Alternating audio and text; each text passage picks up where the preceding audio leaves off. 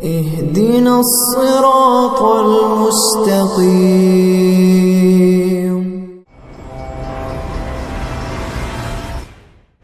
کہ دیکھو یہ فاسٹسٹ زندگی میں ذرا آنکھیں کھول کر جینا سیکھو۔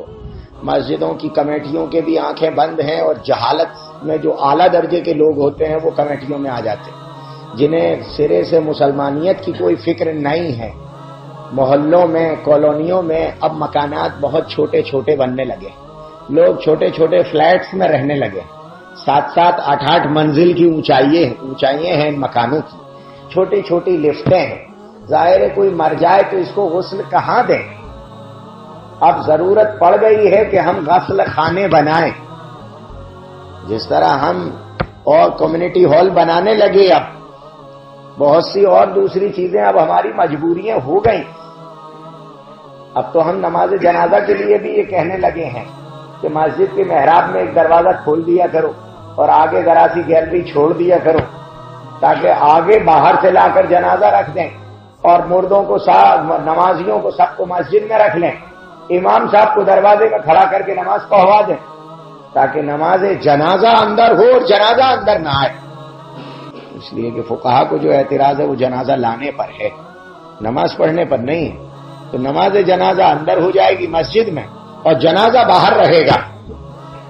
جس طرح اب یہ بتلانا پڑ رہا ہے، اس لیے کہ اب سڑکیں نہیں گھیر سکتے آپ، اب چوراہے جام نہیں کر سکتے آپ، گندگی بھی ہے اور حالات اب نہیں ہیں کہ آپ سڑکوں پر نمازیں پڑھیں۔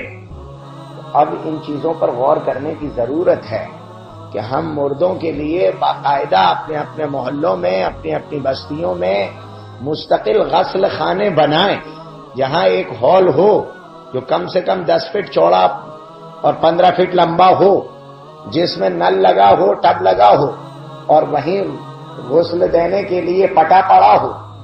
عورتیں، آدمی شہر کے جو غسل دینے کے ماہرین ہیں وہ کم سے کم ایک آدھ وہاں موجود رہتا ہو، پانی کا اچھا انتظام ہو، وہیں کہیں آس پاس ایک آدھ بیری کا درخت لگا دو، انار کا درخت لگا دو، تو یہ اتنی سہولت تو ہو جائے گی۔ ایک چھوٹا سا ہال بنے گا، لیکن یہ سہولت ہو جائے گی کہ کسی کا بھی جنازہ ہو اس کو آپ غسل دے دیں یہاں لا کر۔ ہمیں کوئی مطلب نہیں ہے کہ آپ کس فرقے سے ہیں، آپ کس مسلک سے تعلق رکھتے ہیں۔ اگر آپ مسلمان ہیں، کلمہ گو ہیں، تو ہم نے تو غسل کا انتظام کر رکھا ہے۔ یہاں گرم پانی بھی مل جائے گا، سہولت کے ساتھ غسل ہو جائے گا، اور پھر یہاں سے آپ اپنے مردے کو اگر سیدھے مسجد لے جانا چاہیں، نماز پڑھوانا چاہیں تو سیدھے لے جائیے، اور وایا اپنے گھر کے لے جانا چاہیں تو آپ اپنے گھر کے واسطے سے لے جائیے۔ لیکن اس میں کتنی سہولت ہو جائے گی۔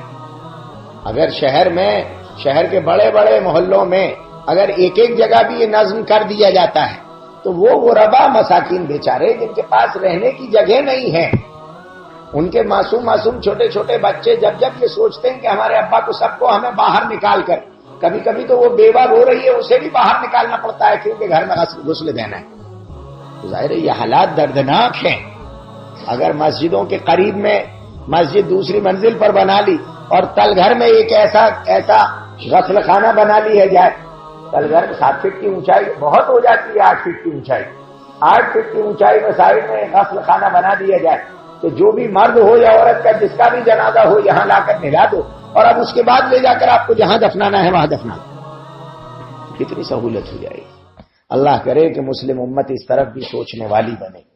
اللهم صل على سيدنا محمد وعلى